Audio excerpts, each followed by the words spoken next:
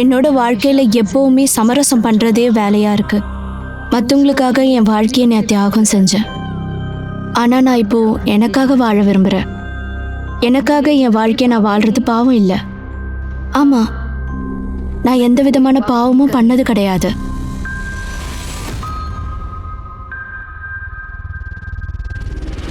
எல்லாருக்கும் வணக்கம். நான் உங்க அனுப் சோனி. கிரைம் பெட்ரோல் அலர்ட் இன்றைய எபிசோடுக்கு நான் உங்க எல்லாரையும் வரவேற்கிறேன். தோல்வி அடைந்த உறவுகள் எல்லாமே காயத்துக்கு சமம். அந்த காயம் வலிக்கும் போது அதை போக்குறதுக்கான மருந்து நம்ம கிட்ட இல்ல. ஆனா அந்த காயத்தை ஒரு வழியா நினைச்சு நம்ம வாழ்றது பெரிய முட்டாள்தனம் நான் நினைக்கிறேன். மௌனம் என்பது நம்ம பேச்சு தடுக்கிற ஒரு விஷயம். நம்ம எப்பெல்லாம் மௌனமா இருக்கோமோ அது நம்ம தான் பிரச்சனை. இந்த வழக்கோட குற்றவாளி ரொம்ப தைரியமா இருக்காரு. இந்த கேஸோட நியூஸ் எல்லா இடத்துலயும் பரவுச்சு. ஆனா அந்த குற்றவாளி எந்த ஒரு பயமும் இல்லாம இருந்தாரு. சத்தம் இல்லாம பல உயிர்களை கொண்டு இருந்தாரு.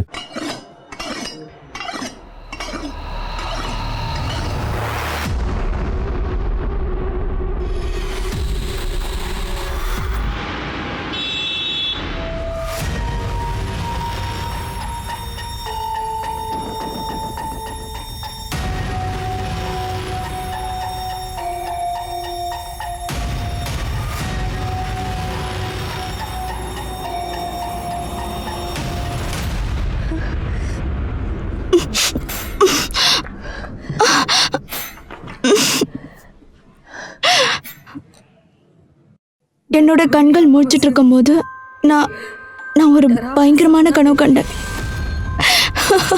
அப்ப என்னை சுத்தி நெருப்பு எரிஞ்சிட்டு இருந்தது. நீ ரொம்ப அதிர்ஷ்டசாலின்னு அப்பப்ப எங்க அப்பா சொல்லிட்டே இருந்தாரு. ஆனா என் நெத்தில நான் ஒரு துரதிர்ஷ்டசாலின்னு எழுதியிருக்கு. நான் யாருக்காக அலங்காரம் பண்ணிக்கிறேன்ட்டு என்னோட முகம் தினமும் என்னை பார்த்து கேள்வி கேட்கும். ஆனா நான் எதுவுமே சொல்லாம ஒவ்வொரு நாளும் எனக்கு பிடிச்ச ட்ரெஸ்ஸை நான் போட்டுப்பேன். நான் இந்த 4 செவத்துக்குள்ளேயே அடங்கியிருப்பேன். இந்த சமூகத்துல நான் எப்பவுமே திறமை இல்லாத பொண்ணாதான் இருக்கேன்.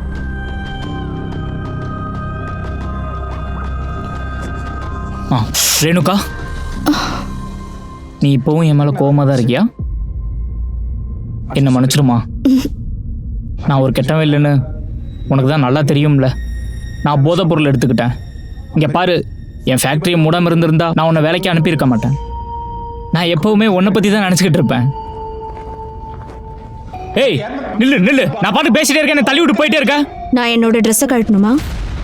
நீ இந்த புடவை கிழிச்சிட்டனா நான் மாற்றிக்க வேற எந்த புடவையும் என்கிட்ட கிடையாது.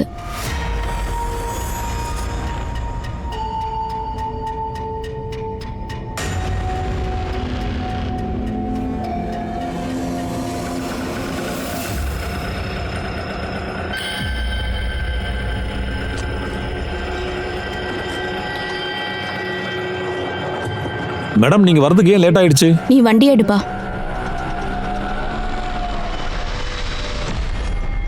அநீதியை பொறுத்துட்டு போறது ஒரு குற்றத்துக்கு சமமானது கிடையாது. அந்த விஷயம் எனக்கு நல்லாவே தெரியும். ஆனா நான் என்னன்னா ஒரு விளக்கோட நிழலை தான் தேர்ந்தெடுத்திருக்கேன். அதை தவிர எனக்கு வேற வழி இல்லை.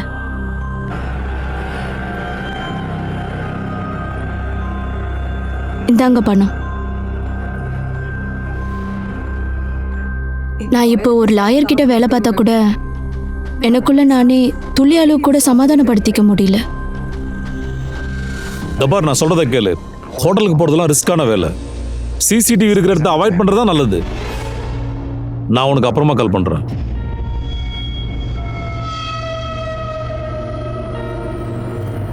நீ வேலைக்கு வர நேரமா இது? 1 மணி நேரம் லேட்டா வந்திருக்க. இன்னைக்கு உனக்கு சேலரி கிடையாது, புரியுதா? யோ வக்கீல், நீ என்கிட்ட என்ன சொன்ன? மாணிக்கத்துக்கு தண்டனை கிடைக்காது தானே சொன்ன. ஆனா இப்ப கோர்ட் அவனுக்கு 7 வருஷம் தண்டனை கொடுத்துருக்கு. அண்ணே இங்க பாருங்க ஒரு நிமிஷம். மாணிக்க என்ன ஜாமீன்ல எடுக்கிற வேலை பார்த்துட்டு இருக்கு. வாய மூடு. இந்த பாரு வக்கீல், இதுக்கப்புறம் நீ எனக்கு தேவையில்லை. நான் உன்கிட்ட கொடுத்த 5 லட்சத்தை திருப்பி கொடு. ஒருவேளை அந்த பணத்தை நீ திரும்பி கொடுக்கலனா ஒரு நிமிஷம். இப்ப என்கிட்ட பணம் இல்லை. ஆனா எனக்கு கொஞ்சம் டைம் கொடுங்க. பணத்தை கண்டிப்பா திரும்ப கொடுத்துட்றேன்.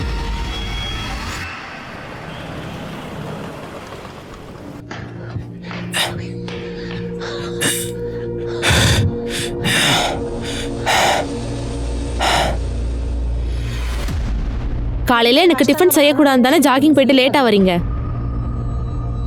உங்களால ஒரு வேலைக்கு தான் போக முடியல. ஆனா வீட்டு வேலையாவது சரியா பண்ணணும்ல. அமீன் நீங்க பாருமா, என் வேலை விஷயமா ஒரு ஃப்ரெண்டை பார்க்க போயிருந்தேன். அப்படியா? ஜாகிங் ட்ரெஸ்லயா போனீங்க? நான் ஜாகிங் போயிட்டு அப்படியே அவனை பார்க்க போயெல்லாம் போயிருந்தேன். சொல்லாதீங்க. எந்த வேலைக்குமே லாய்க்கு இல்ல. எங்க அண்ணன் சொன்னது சரிதான். நீ ஜாலியா இருக்கதா என்ன கல்யாணம் பண்ணிருக்க. நான் வேலைக்கு போய் கஷ்டப்படணும், நீ ஜாலியா இருக்கணும்.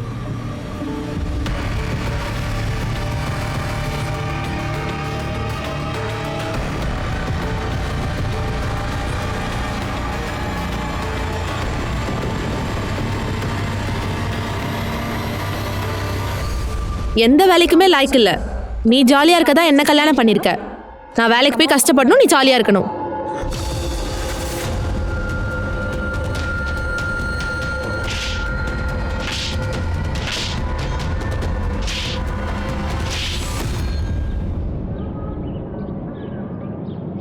நான் ஒரு 15 நிமிஷத்துல அங்க வந்துருவேன். இல்ல நான் வரத்துக்கு லேட் ஆகுது. கண்டிப்பா நான் அங்க வந்துருவேன்.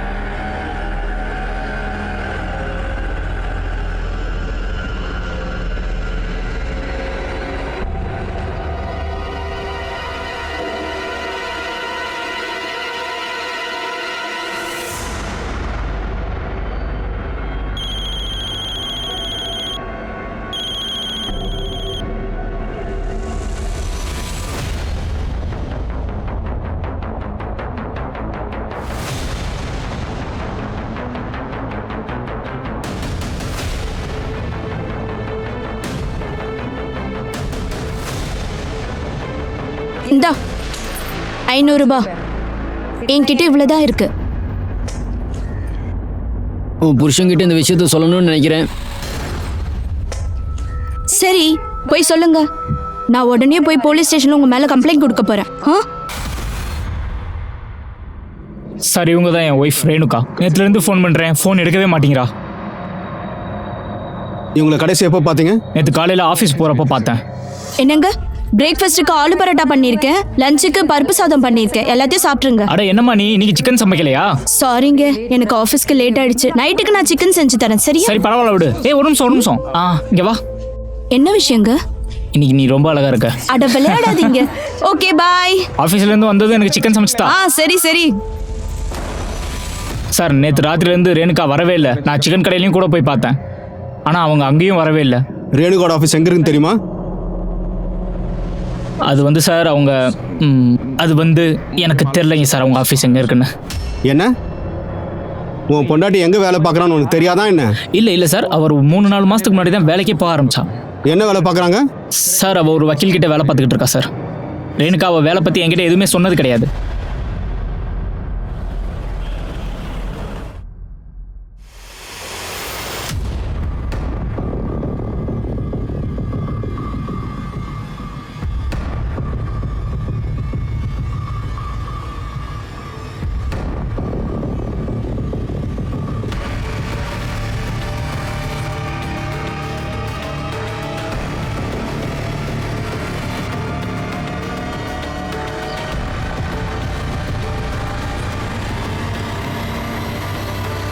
நீ என்னை பத்தி என்ன நினைக்கிறேன்னு எனக்கு நல்லா தெரியும். நான் உங்ககிட்ட எல்லாத்தையும் தெளிவா சொல்லிடுறேன்.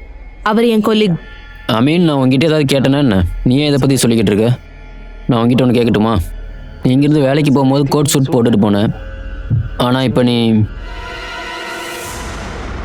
ஆமா, அது நான் ஷாப்பிங் போயிருந்தேன். நான் இந்த மாதிரி ட்ரெஸ் போடக்கூடாதா என்ன?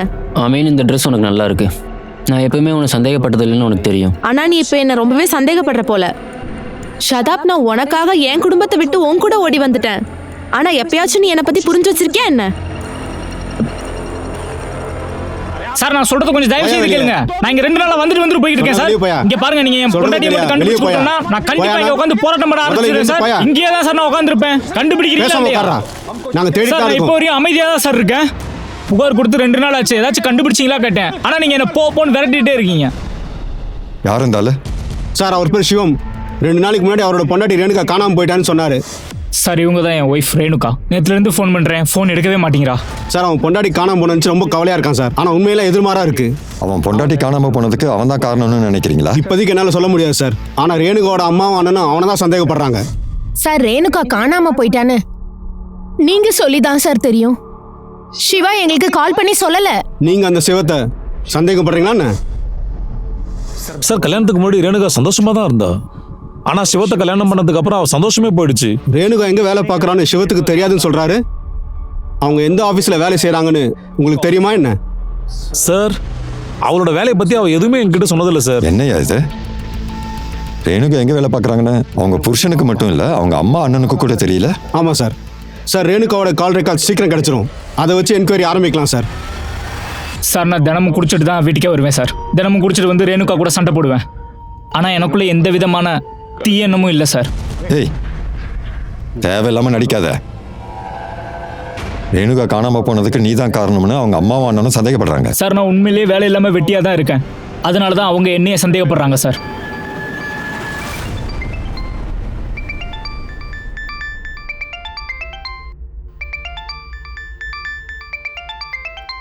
ஹலோ,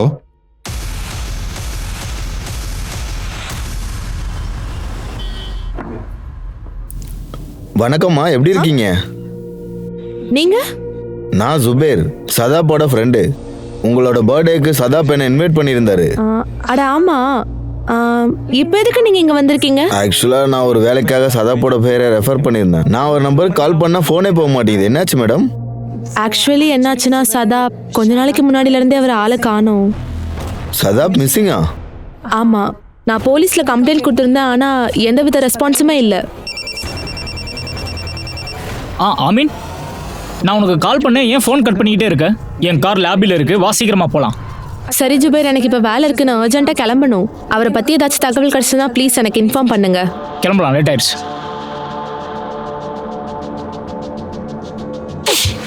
இதுவே நான் ஸ்டேட் லெவலில் ரன்னிங் ரேஸில் நிறையா ப்ரைஸ் வாங்கியிருக்கேன். ஆனால் வாழ்க்கைன்ற ரேஸில் நான் தோற்று போய் உட்காந்துருக்கேன். அட ஏன்டா இப்படிலாம் சொல்லிட்டு இருக்க? உனக்கு இந்த ஆஸ்துமா பிரச்சனை மட்டும் இல்லைன்னா நீ எப்பயோ முன்னுக்கு வந்திருப்ப. நான் இந்த பொண்ணுக்காக என் ஃபேமிலியில் சண்டை போட்டு வந்திருக்கேன். ஆனால் இப்போ அவள் என்னை வேண்டான்னு சொல்கிறா.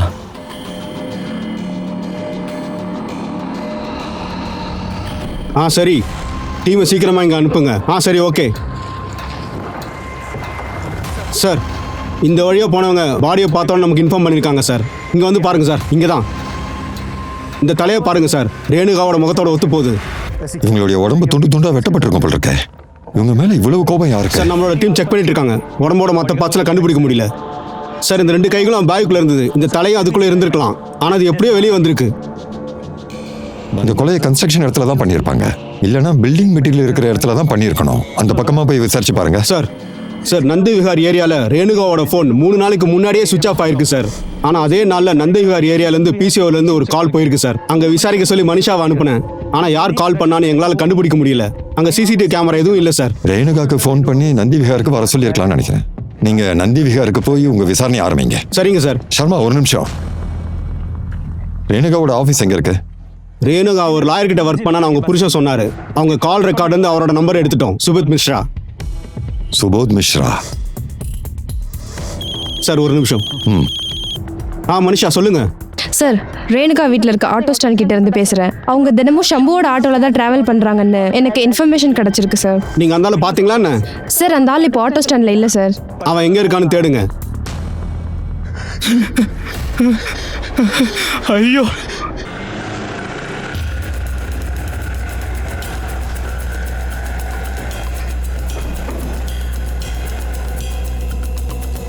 இங்க பாருங்க, தயவு செஞ்சு புரிஞ்சுக்கங்க. உங்களுக்கு கொடுக்கறதுக்கு அந்த அளவுக்கு என்கிட்ட பணம் கிடையாது.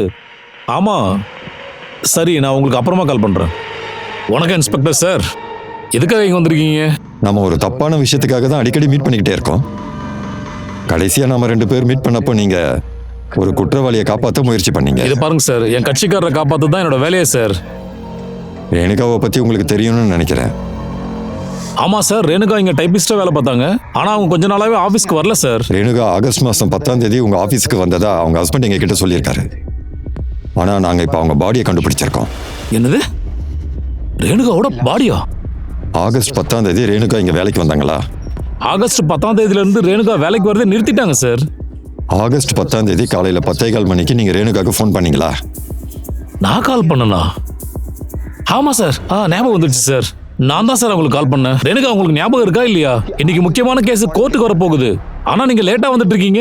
நான் ஒரு 15 நிமிஷத்துல அங்க வந்துருவேன். இல்ல நான் வரத்துக்கு லேட் ஆகுது. கண்டிப்பா நான் அங்க வந்துருவேன். நான் உங்களுக்காக வெயிட் பண்ணிட்டு இருந்தேன் சார். ஆனா அவங்க ஆபீஸ்க்கு வரவே இல்லை சார். அவங்களுக்கு ஃபோன் பண்ணா அவங்க ஃபோனும் சுவிட்ச் ஆஃப்னு வந்துச்சு சார். இதுல ஒரு முக்கியமான விஷயம் என்னன்னா என்கிட்ட அவங்க ஹஸ்பண்டோட ஃபோன் நம்பர் இல்லவே இல்லை சார். அற்புதமா இருக்கு. உங்களுக்கு ரேணுகாவோட குடும்பத்தை பத்தி தெரியாது, ரேணுகாக்கு உங்க குடும்பத்தை பத்தி தெரியாது. ரேணுகா உங்ககிட்ட எப்பத்துல இருந்து வேலை பார்க்கறாங்க? சார் நான் 3 மாசத்துக்கு முன்னாடி நான் கொடுத்த ஆடை பார்த்து எங்க ஆஃபீஸ்க்கு இன்டர்வியூக்கு வந்தாங்க சார். அவங்க புத்திசாலி மட்டும் இல்ல, ரொம்ப டெடிகேட்டடாகவும் ஒர்க் பண்ணுவாங்க சார். அவங்க செத்துட்டாங்கன்னு நீங்க சொன்ன உடனே எனக்கு ரொம்ப அதிர்ச்சியா இருக்கு சார். உங்களுக்கு தெரிஞ்சு அவங்களுக்கு எதிரி யாராவது இருக்காங்களா? Sir no idea sir. Mister சுபோத்தை எனக்கு ரொம்ப வருஷமா தெரியும். அவர் எப்பவுமே ஆபீஸுக்கு வெளியே உள்ளன்னு சிசிடிவிலாம் வைக்க மாட்டாரு. அவர் ஆபீஸ் எனக்கு தெரிஞ்சு எப்பவுமே சிட்டிக்கு வெளியே தான் இருக்கும். அவர் நிறைய கேஸ் ஹேண்டில் பண்றாரு இல்லையா, அதனால அவர் உயிருக்கு எந்த பிரச்சனையும் வந்துடக்கூடாதுன்னு தான் இப்படி எல்லாம் பண்றாரு. சார் அப்படின்னா அந்த வக்கீல் சுபோத் போய் சொல்றாரா என்ன? எனக்கு என்ன தோணுதுன்னா ரேணுகாவுடைய நடவடிக்கை தப்பா கூட இருந்திருக்கலாம். சுபோத்துடைய ரீசெண்ட் ஆக்டிவிட்டிஸை ஃபாலோ பண்ணுங்க. அப்படி அந்த ஆட்டோக்காரனையும் கண்டுபிடிங்க. அவன் ஆகஸ்ட் 10ஆம் தேதி நந்தி விஹார் போயிருக்கான். அன்னைக்கு ரேணுகாவோட ஃபோன் சுவிட்ச் ஆஃப் ஆயிருக்கு. ஆமா சார். சார் நந்தி விஹார் பக்கத்தில் இருக்கிற கோகுல் விகாரில் ரேணுகாவோட அண்ணன் ஒரு கடையை நடத்திட்டு வராரு சார். சார் எந்தவித மோட்டிவும் இல்லாமல் ஒரு அண்ணன் தன்னோட தங்கச்சியை இந்த மாதிரிலாம் கொல்லுவானா என்ன? இந்த உலகத்தில் இருக்கிற எல்லார்கிட்டையும் ஒவ்வொரு மோட்டிவ் இருக்கு. எனக்கு அந்த சிவம் மேலதான் ரொம்ப சந்தேகமா இருக்கு.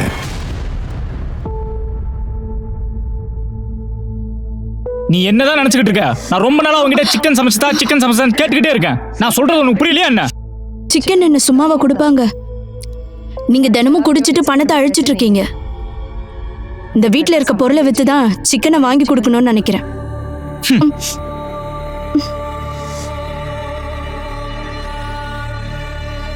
ஷதாப்க்கு இருந்த பிரச்சனையில அவர் எங்கேயோ போயிருக்காருன்னு நினைச்சேன். சாகிறதுக்கு வாய்ப்பு இல்ல. ப்ளீஸ் அவரை கண்டுபிடிச்சு கொடுத்துருங்க. Please sir. ஆமா சார், என் கடை நந்தினி பேர்ல தான் இருக்கு. ஆகஸ்ட் 10ஆம் தேதி மட்டும் இல்ல, நான் என் தங்கச்சி ரேணுகாவை பார்த்தே பல வருஷம் ஆச்சு சார். ரேணுகாவை யாரு கொலை பண்ணியிருப்பாங்கன்னு நினைக்கிறீங்க? சார் எனக்கு அந்த சிவம் மேல தான் ரொம்ப சந்தேகமா இருக்கு சார். அவன் எப்ப பார்த்தாலும் என் தங்கச்சி அடிச்சுக்கிட்டே இருப்பான் சார். அவன் அடிச்சது மட்டும் இல்லாம எங்ககிட்ட பணம் வாங்கிட்டு வர சொல்லி அனுப்புவான் சார். இதுக்கப்புறம் பணம் தர மாட்டீங்கன்னு நான் அவர்கிட்ட சொல்லிட்டேன்னு. இங்க பாருமா, என்கிட்ட பணம் இருந்தா தானே நான் உனக்கு தர முடியும். என்னால உனக்கு ஒரு 25,000 மட்டும் தான் தர முடியும். ஆனா நீ 3 லட்சம் அண்ணா, கேக்குற. உங்ககிட்ட எவ்வளவு பணம் இருக்கோ அதை மட்டும் கொடுங்க. அந்த பணத்தை வாங்கிட்டு நான் போயிடுறேன். சார் என் தங்கச்சி ரேணுகா அந்த சிவத்துக்கு பயந்து என் வீட்ல இருந்து வெறுங்கையோட போக விரும்பல சார்.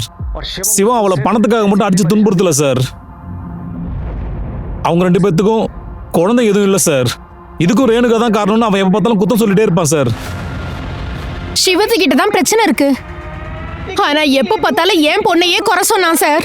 சார் வீணா அவங்க என் மேல பழி போட பாக்குறாங்க. அவங்க கிட்ட பணம் வாங்க சொல்லி என்னைக்குமே நான் ரேணுகாவை அனுப்புனதே கிடையாது. ஒழுங்கா உண்மையை சொல்றா உண்மையை சொல்ல போறே இல்லையா? ரேணுகா சம்பாரிச்சு அந்த பணத்தை எல்லாத்தையுமே குடிச்சே அழிச்சிருக்க. அவங்க மேல பழி போடுறான்னு நீ அவங்க மேலே பழி போடுறியா? சார் நான் வேலைக்கு போய்கிட்டு இருந்தப்போ ரேணுகாவோட எல்லா ஆசையும் நான் நிறைவேற்றினேன் சார். ஆமா சார், எங்களுக்குள்ள அடிக்கடி சண்டை வரும் சார். நான் அப்பப்போ போட்டு அடிப்பேன் சார். ஆனா நான் என்னதான் அவளை அடிச்சாலும் அவ மேல ரொம்ப பாசம் வச்சிருந்தேன் சார். சிவம், ரேணுகாவோட அம்மா, அப்புறம் ரேணுகாவோட அண்ணன் கார்த்திக், இந்த 3 பேர்ல யாரு உண்மை சொல்றாங்கன்னு அங்க இருக்கிற யாருக்குமே தெரியாது. சம்பு ஏதாச்சும் சொல்ல போறியா இல்ல இப்படி அமைதியா இருக்க போறியா? இந்த பார் சம்பு, ஆகஸ்ட் 10ஆம் தேதி காலையில ரேணுகா வாட்டர் தான் ஏறினாங்களா? ஆமா சார். எங்க கொண்டு போய் விட்ட? நான் தினமும் அவங்க ஆபீஸ்க்கு விடுறதுல தான் சார் விட்டேன்.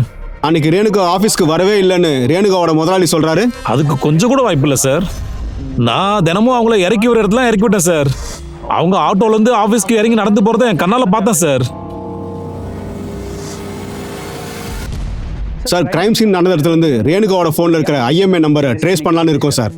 ஆனா ரேணுகாவோட போன் சுபத்தோட ஆபீஸ்ல இருக்கிற வைஃபையோட கனெக்ட் ஆயிருக்கு சார். சார் ஆகஸ்ட் 10ஆம் தேதி காலையில 11 மணி வரைக்கும் அவங்களோட போன் சுபத் ஆபீஸோட வைஃபையோட கனெக்ட் ஆயிருக்கு. அப்படின்னா ரேணுகா அன்னைக்கு ஆபீஸ்க்கு போயிருக்காங்களா? அதுக்கு வாய்ப்பு இருக்கு சார்.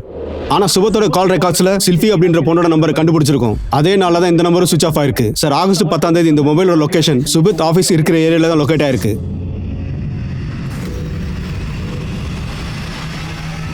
ஷில்பி, ஆனா அந்த ஷில்பிக்கும் ரேணுகாக்கும் என்ன சம்பந்தம் இருக்குன்னு தெரியலையே.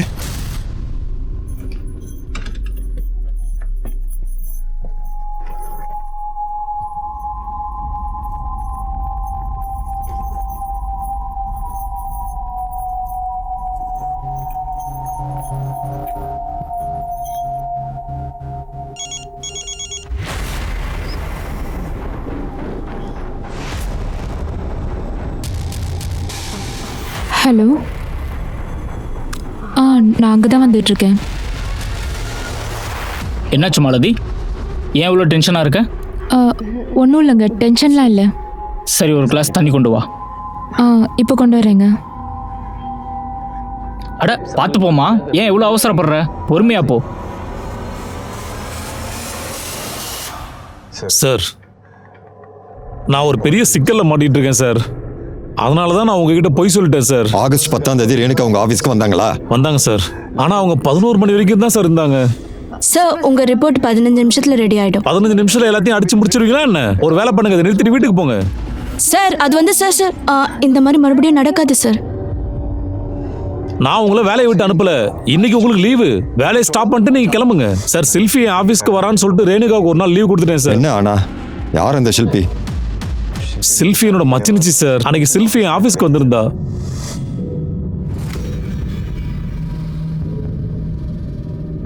சார், செல்ஃபிக்கு எனக்கும் இருக்கிற உறவு என் ஒய்ஃபுக்கு தெரியக்கூடாதுன்றதுக்காக தான் நாங்க ரகசியமா மீட் பண்ணோம் சார். எப்படி இருக்கீங்க? ஏய் செல்ஃபி, ஏய் என்ன விடுமா, என்ன பண்ணிட்டு இருக்க? கொஞ்சம் அமைதியா இரு, கதவை மூடிட்டு வரேன்.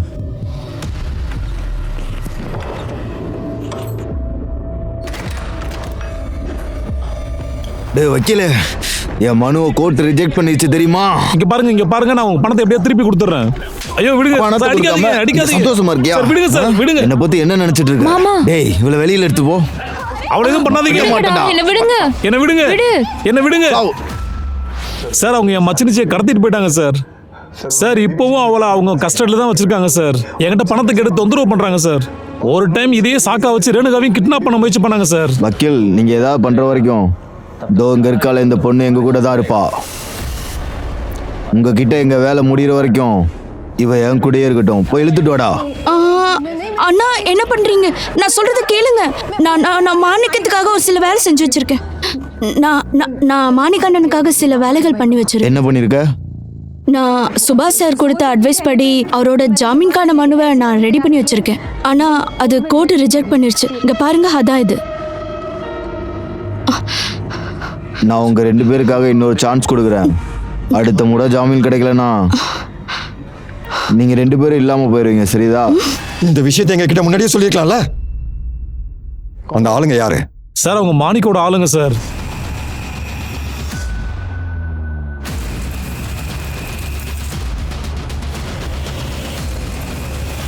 சார், ஐயோ சார், சார், சார், நாங்க அந்த சில்பியை மட்டும் தான் சார் கிட்னாப் பண்ணோம். ஆனா அந்த ரேணுகா பொண்ணு எதுவும் பண்ணல சார். சார், சார், நந்த்விஹாரில் ஒரு முக்கியமான இடத்தை கண்டுபிடிச்சிருக்கோம். இந்த ஏரியா நம்ம கண்ட்ரோலாக தான் இருக்கு. யாரையும் உள்ள விடாதீங்க சார். இந்த ஏரியா முழுக்க நம்ம கண்ட்ரோலாக வந்துச்சு சார். சார், இந்த இடத்துல பில்டிங் வேலை நடந்துட்டு இருக்கு. ஆனால் தடுத்து நிறுத்திட்டாங்க. இப்போ இந்த ஏரியாவில் யாரும் கிடையாது சார். உள்ள வாங்க சார். இங்கே பாருங்க, இதோ இங்கே இருக்கிற சிமெண்ட் பையெல்லாம் ரேணுகாவோட பாடி இருந்த சிமெண்ட் பையன் ஒன்று தான் சார். இதோட ஃபோட்டோவை நான் சிவத்துக்கு அனுப்பிச்சிருக்கேன் சார். இந்த சேலை ரேணுகாவோடதுன்னு அவர் கன்ஃபார்ம் பண்ணிட்டார் சார்.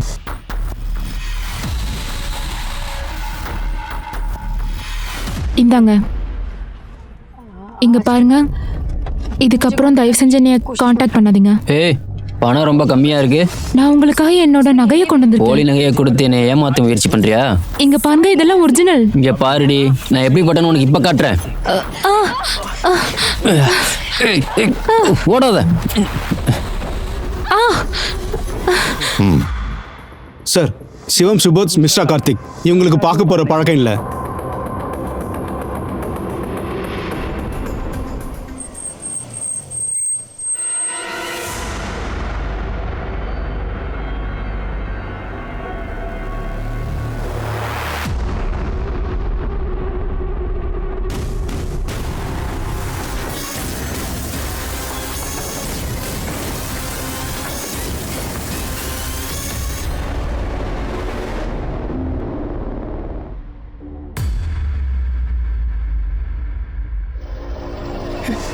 மாலதி சூசைட் பண்ணிக்குவான்னு நான் கொஞ்சம் கூட எதிர்பார்க்கவே இல்லை சார். மாலதி ஏன் சூசைட் பண்ணிக்கிட்டாங்க? கொஞ்ச நாள் முன்னாடி வரைக்கும் சந்தோஷமாக தான் இருந்தா. ஆனால் இப்போ கொஞ்ச நாளாகவே அவளோட நடவடிக்கையில் ஏதோ மாற்றம் ஏற்பட்டிருக்கு சார். ஆனால் அவள் எப்போ பார்த்தாலும் அமைதியாகவே இருந்தா சார்.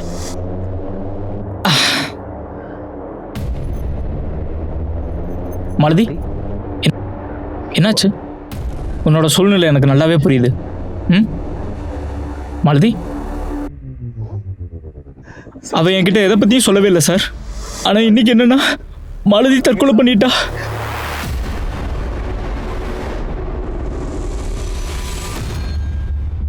சர்மா, மாலதி ஏன் தற்கொலை பண்ணிக்கிட்டாங்கன்னு அதை முதல்ல நம்ம கண்டுபிடிச்சாகணும். மாலதியோட வீட்டுக்காரர் நம்ம கிட்ட ஏதாவது மறைக்கிறாரா என்ன? இப்படி நீங்க அழுதுட்டே இருந்தா எந்த பிரயோஜனமும் இல்லம்மா. நம்ம தலைவிதியை நம்மளால மாத்த முடியுமா என்ன? அவளோட தலைவிதியை மாத்த முடியாது இல்லையா? தலைவிதியை மாத்தி இருக்கலாம், ஆனா நீ கண்டிப்பா சம்மதிச்சிருக்க மாட்ட. என் பொண்ணு அவ புருஷனால நிறையவே கஷ்டப்பட்டா, ஆனா நீ அவ கஷ்டப்படுறத பார்த்து சந்தோஷப்பட்டிருக்க.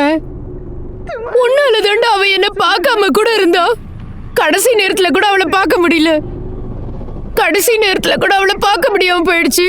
இது எல்லாத்துக்கும் காரணம் நீதான். உன்னை அங்க போய் விசாரிச்சுட்டு வா, நான் சொன்னது உண்மைதான். ஆனா அதுக்காக மத்த கேஸ் இப்படியே விட்டுட்டா என்ன அர்த்தம்? ரேணுகாவோட கொலை சம்பந்தப்பட்ட விஷயத்துல நான் 15 இடத்துல போய் விசாரிச்சுட்டு வர சொன்னனே, அந்த இடங்களுடைய சிசிடிவி ஃபுட்டேஜ் ஏன் இன்னும் என் கைக்கு வரல? சீக்கிரமா வேலையை பாருங்க. சார்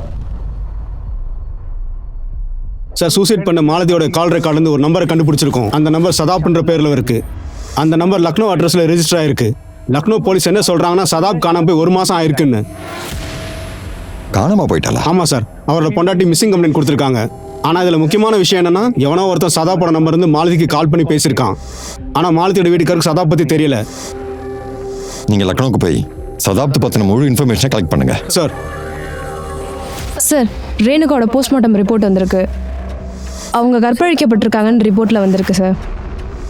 சார், ஆனால் அவங்க 2 மாதம் கர்ப்பமாக இருந்திருக்காங்க. இதில் முக்கியமான விஷயம் என்னென்னா, ரேணுகா 2 மந்த் ப்ரெக்னென்ட்.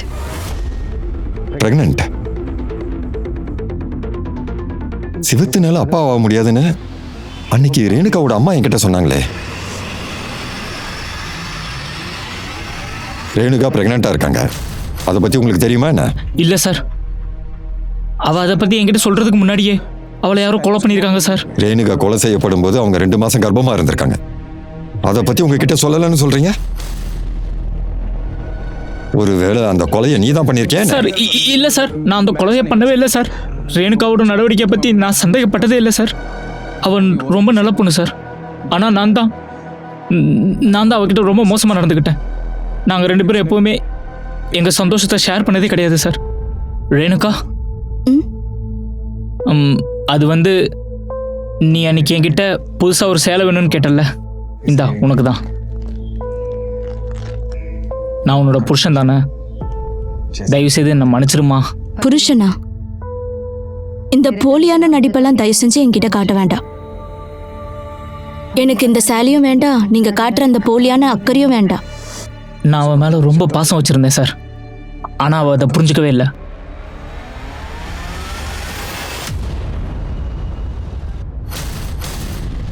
தெரியாது சார், இந்த பொண்ணு யாருன்னு எனக்கு தெரியாது.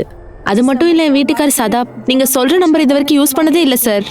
ஆனால் மாலதிக்கு இந்த நம்பர் வந்து ஃபோன் போயிருக்கே. இந்த நம்பர் சதாப்போட பேர் ரெஜிஸ்டர் ஆயிருக்கு. அப்படியா? ஆனா அவர் காணாம போய் 1 மாசம் ஆச்சு சார். கடைசி அவர் எப்போ பார்த்தீங்க? சார், அன்னைக்கு காலையில நான் ஆஃபீஸ் போக ரெடியா இருந்தபோது அவர் பைக்ல நின்றுட்டு இருந்த ஒருத்தட்ட பேசினதை பார்த்தேன் சார். அதுக்கப்புறம் அவங்க 2 பேரும் ஒண்ணா பைக்ல போயிட்டாங்க. அதுக்கப்புறம் என் வீட்டுக்கார் ஷதாப்பையும் அந்த பைக்ல வந்தவரையும் நான் பார்க்கவே இல்லை சார். ஆனா சார், எனக்கு ஞாபகம் இருக்கு, அந்த பைக்ல வந்தவன் காக்கி பேண்ட்டும் ஒயிட் கலர் ஷூவும் போட்டிருந்தான் சார். அவனோட பைக்கும் ஒயிட் கலர்ல இருந்துச்சு. இதுக்கு முன்னாடி சதாப் அவர் கூட பார்த்துருக்கீங்களா? இல்ல சார், நான் அப்பதான் ஃபர்ஸ்ட் டைம் பார்த்தேன். அவங்க பேசுனதை பார்க்கும்போது என்ன தோணுச்சுன்னா, அந்த ஆள் ஜுபேர் நினைக்கிறேன். ஜுபேரா?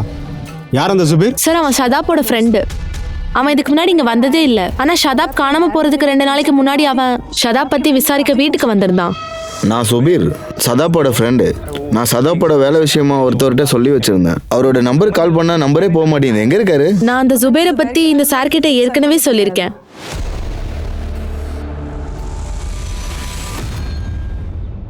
ரேணுகா கர்ப்பமா இருக்கிறத பத்தி எங்ககிட்ட சொல்லவே இல்லை சார். சார், அது மட்டும் இல்லாம சிவத்தால அப்பா ஆக முடியாது. கார்த்தி, நீங்க இப்படி சொல்றனால உங்க தங்கச்சி நடவடிக்கை பத்தி நீங்க சந்தேகப்படுறீங்களா என்ன? ஒருவேளை நீங்க சொல்றது உண்மையா இருந்துச்சுன்னா ரேணுகாவோட வாழ்க்கையில சிவத்தை தவிர வேற யார் வந்தாங்க? தெரியாது சார், இந்த விஷயத்தை பத்தி எனக்கு எதுவுமே தெரியாது. சார், சதாஃபோட ஒய்ஃப் அவங்க தப்பிக்கிறதுக்காக என்ன மாட்ட வைக்க பார்க்குறாங்க. ஆனால் அவர் காணாம போனதுக்கு காரணம் நீங்கள் தான் அவரோட ஒய்ஃப் சொல்கிறாங்க. எனக்கு அவங்க மேலே தான் சந்தேகமாக இருக்குது. ஏன்னா எப்போ பார்த்தாலும் அவங்களுக்கும் சதாப்புக்கும் சண்டை வந்துட்டே இருக்கும். அவங்க யாரு கூடயும் தொடர்பில் இருக்காங்க.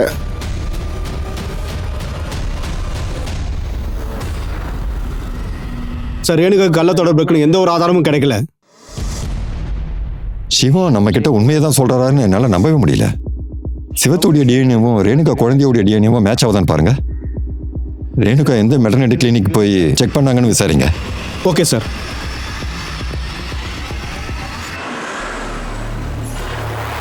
என்ன சொல்றீங்க சார்? அவங்கள கொலை பண்றதுக்கு முன்னாடி கற்பழிக்கப்பட்டிருக்காங்கன்னு போஸ்ட்மார்ட்டம் ரிப்போர்ட் வந்திருக்கு.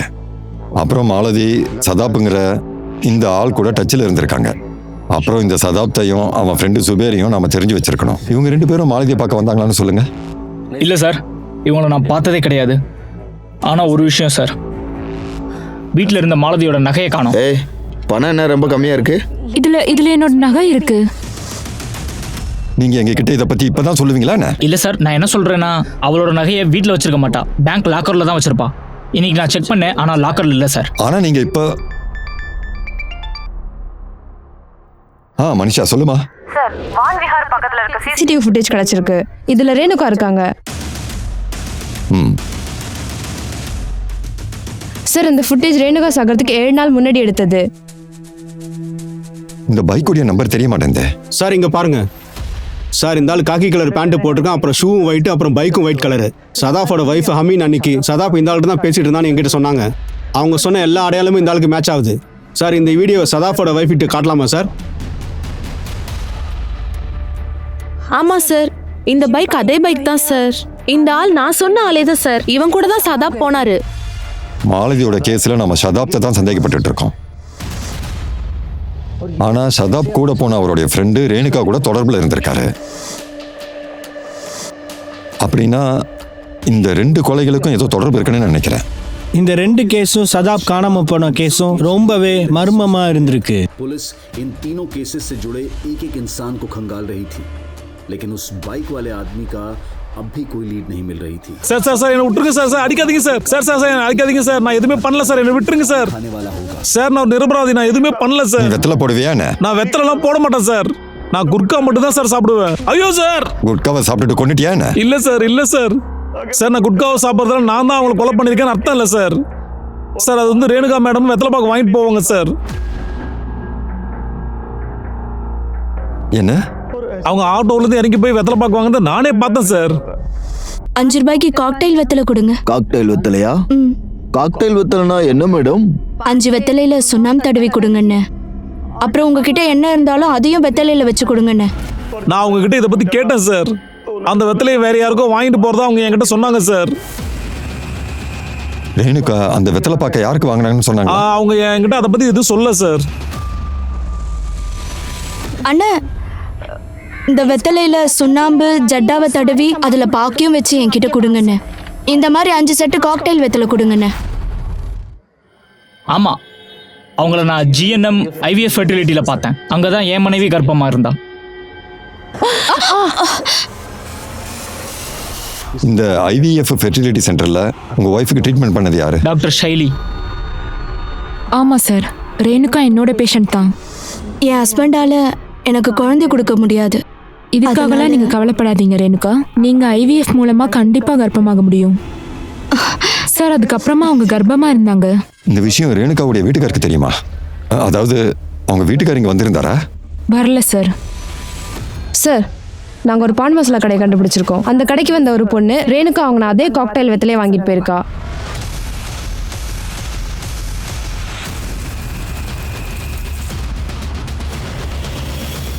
அந்த காக்டெயில் வெத்தலையை வாங்கிட்டு போனது யாருன்னு தெரியுமா? சார், அது வந்து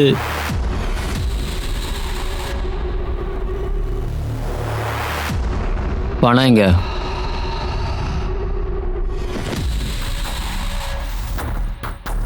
என்ன சில்லற காசா கொண்டு வந்திருக்க? என்னை ஏமாத்த பார்க்கறியா? என்னை ஏமாத்த பார்க்கறியா?